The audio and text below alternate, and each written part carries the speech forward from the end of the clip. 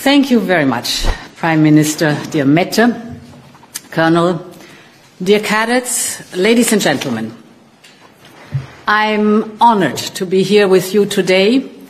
This is no more, there is no more an inspirational group to speak to than to women and men who have chosen to devote their careers and their lives for the security and the freedom of others.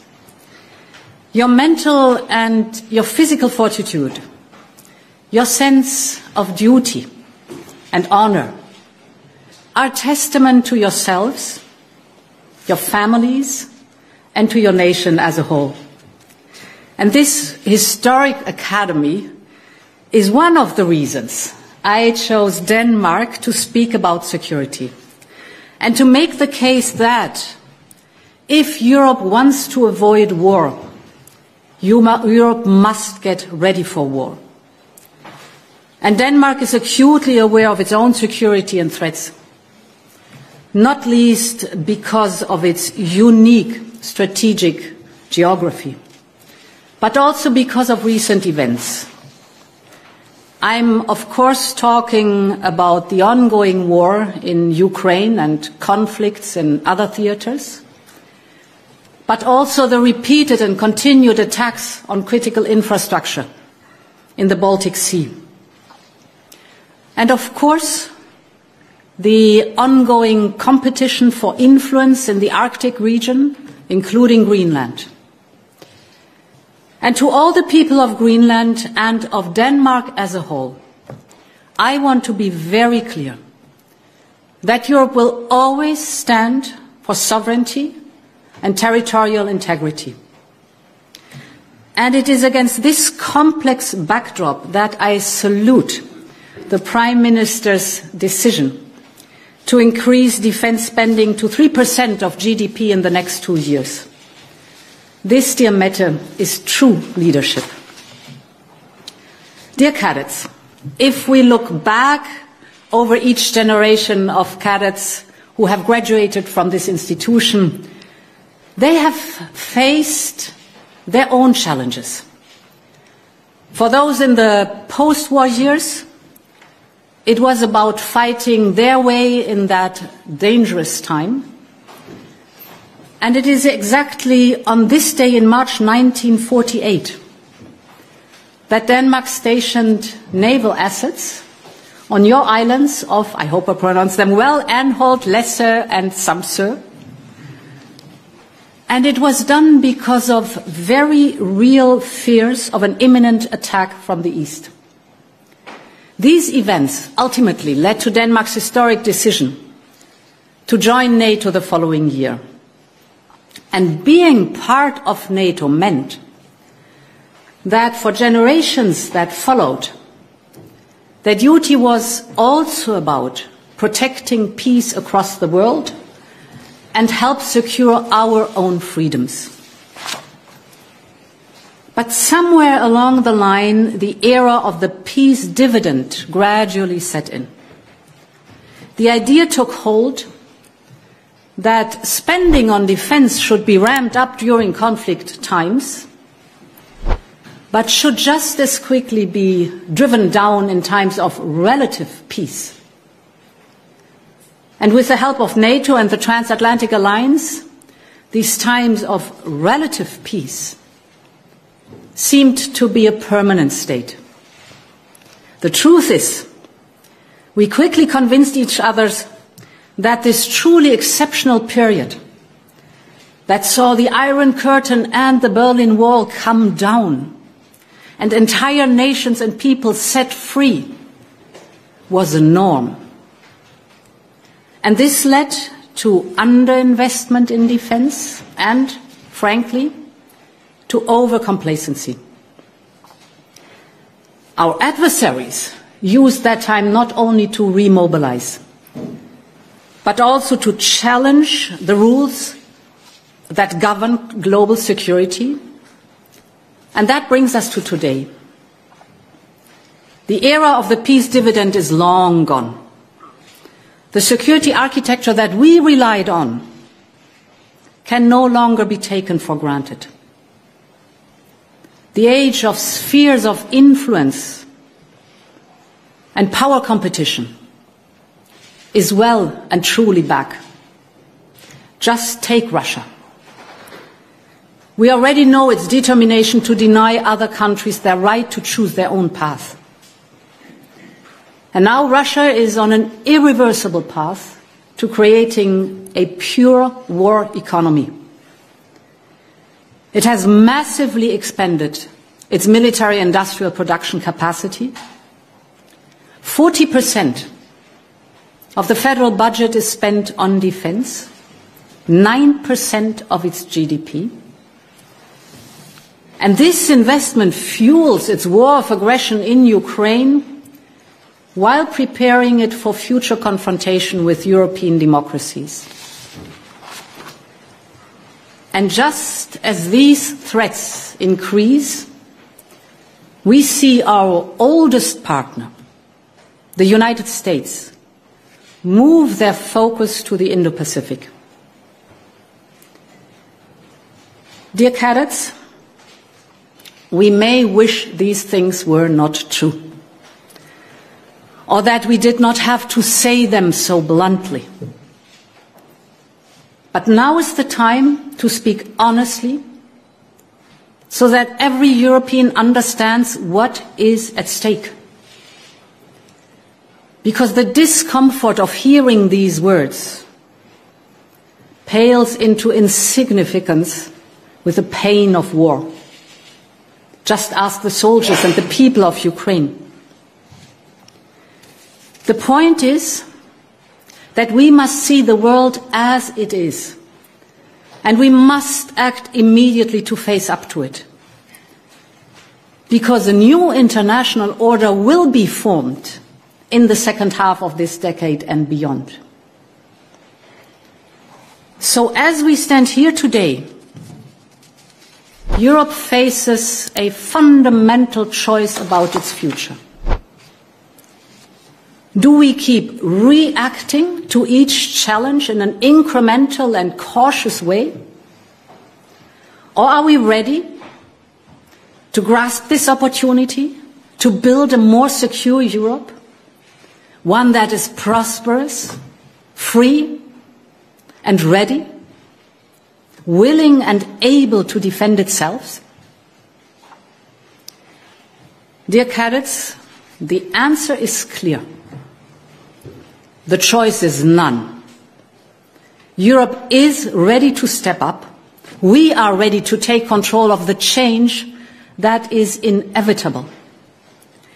Because we cannot afford to be pushed around by history. And that means acting now is a must. Acting big is a conditio sine qua non for speed, scale and strength by 2030. This is what Denmark is doing. This is what others are doing. This is what Germany is deciding on today. And these decisions are both historic and necessary. By 2030, Europe must have a strong European defense posture. Readiness 2030 means to have rearmed and developed the capabilities to have credible deterrence. Readiness 2030 means to have a defense industrial base that is a strategic advantage. But to be 2030 ready, we must move now. And that is where the European Union comes in. To be very clear, Member States will always retain responsibility for their own troops, from doctrine to deployment, and of course for the definition of the requirements of their armed forces. But there is a lot that is needed at European level. And indeed, tomorrow we will present a roadmap for Readiness 2030.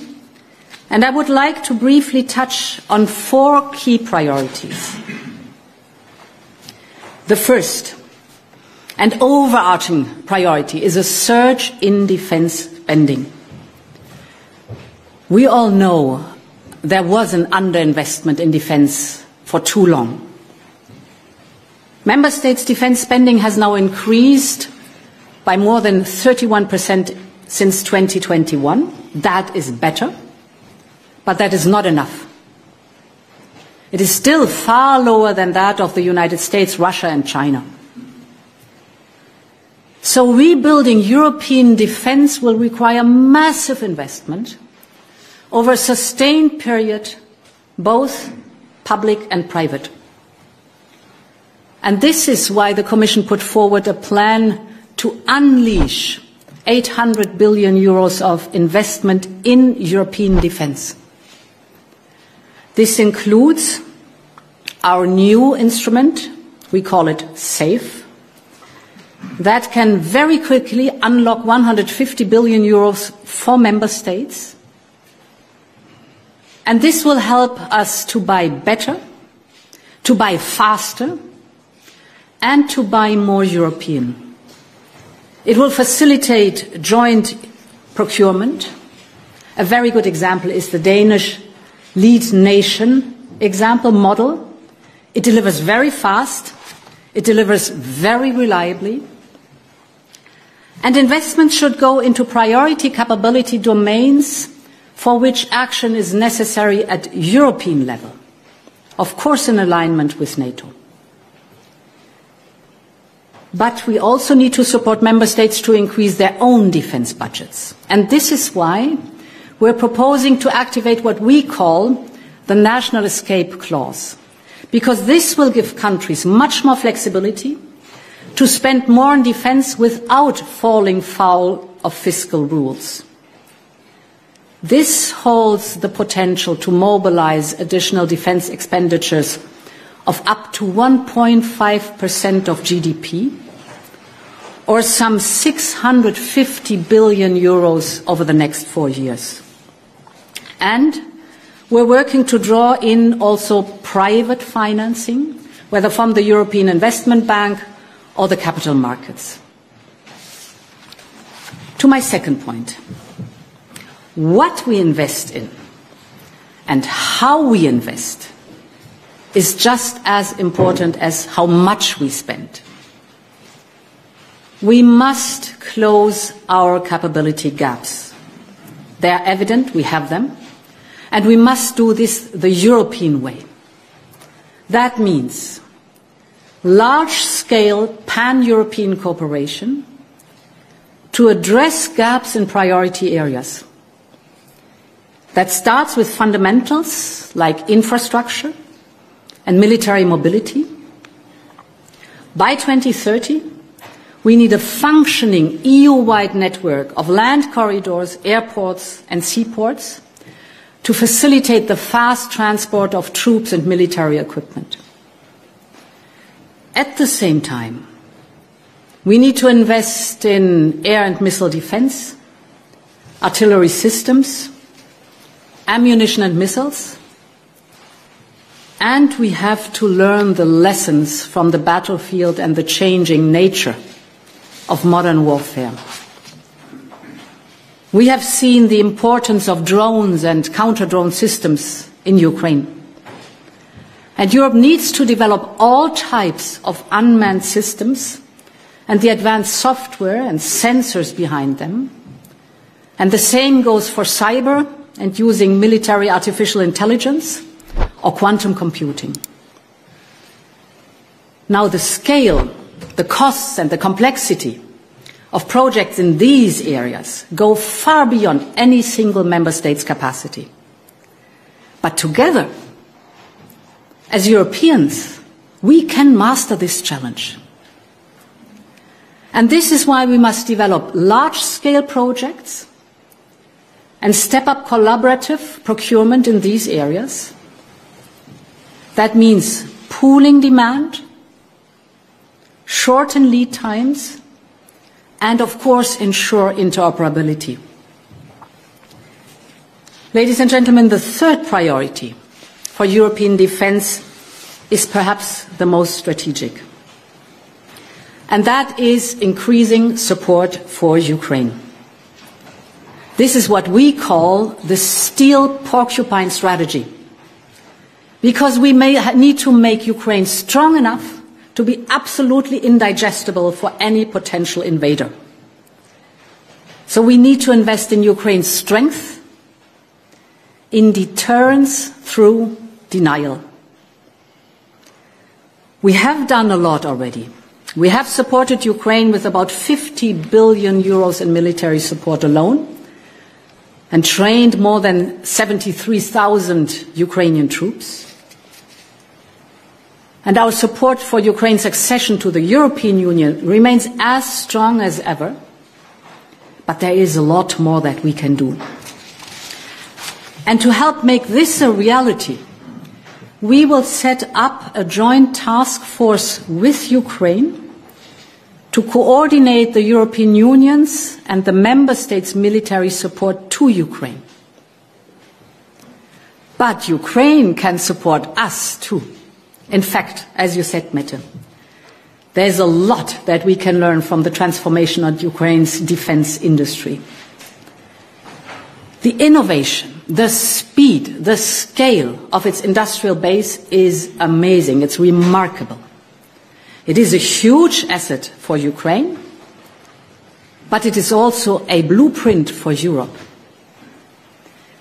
So we need to speed up Ukraine's integration in the European defense equipment market, and our industry is learning from Ukraine's defense industry. Ukraine's industry has the daily battlefield experience, how to innovate just in time, how to produce faster, how to produce more cheap, and of course, how to produce more intelligent. And this brings me to my fourth priority: strengthening Europe's defense industrial base. We have many competitive and world-leading defense companies. And we have many SMEs that are developing new technologies at cutting edge of innovation. But our industrial base still has structural weaknesses. It is not able to produce defense systems and equipment in the quantities and the speed that member states need. It remains too fragmented, with dominant national players catering to domestic markets. So we really need to turn the tide. And it starts with investment in Europe. As we all know, today the majority of defense investment goes outside Europe. In other words, that means good jobs outside Europe, return on investment outside Europe, research, development and innovation outside Europe. So this is not sustainable. We must buy more European, because that means strengthening the European defense technological and industrial base. That means stimulating innovation here in Europe. That means creating an EU-wide market for defense equipment. In addition, companies need a steady stream of multi-year orders to steer investment and ramp up capacity. So pooling our demand and joint procurement is therefore even more important. We will set up a European military sales mechanism to help make this happen. Member states need to be able to fully rely on European defense supply chains, especially in times of urgent need. And a European market would deliver that. It will be a driver for our prosperity and an industrial competitiveness as much as for our security. It will unleash innovation, research and skills. So we will put forward also a defense omnibus to simplify rules, to simplify regulations. You all know that, from certification to permitting to joining existing contracts. All this is complicated and difficult today. This has to go. And we will convene a strategic dialogue with the defense industry to look at all the obstacles they face to get rid of these obstacles. Dear cadets, I know that my message to you today is stark. I paint a picture of a world fraught with danger. But we are stronger than we think. And we are not in this alone. Europe is more united than ever. It is more determined than ever. And it has partners, friends and allies that it can work with and count on. Security challenges often have global implications. What happens elsewhere can quickly happen over here. And of course vice versa. And most of the threats we face are cross-border. Whether it is a Russia determined to regroup, or hybrid, or cyber attacks, or threats in space, or at sea. So that is why we're fully committed to working with NATO and the United States. Our security is indivisible. And that is why we are working to break new ground on security with the United Kingdom and other partners within Europe, in our neighbourhood, and within the G7, from Canada to Norway, and even as far afield as India and other parts of Asia. Like all young cadets in all those countries, your lives and your careers will be devoted to building and securing peace, freedom, and prosperity. But I would like you to remember that freedom is not a slow process. It is a constant struggle. And I'm not sure whether I have the right English word. But there is a word in Ukrainian. The word is volya. Volya means freedom. But it also means courage and will to fight for freedom. And that is every generation's duty. That is what we together are working for. Because Europe is more than a union. It is our home. Thank you very much, and long live Europe.